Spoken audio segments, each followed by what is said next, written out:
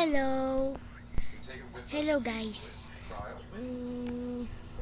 So Garcello have a bad keep smoking, so he accidentally died. But this is the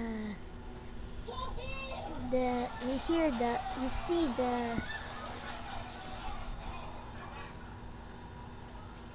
see the description that Garcello.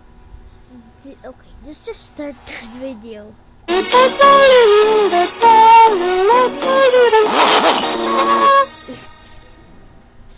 bad. Go. Yes. Okay, this is the injury is so bad.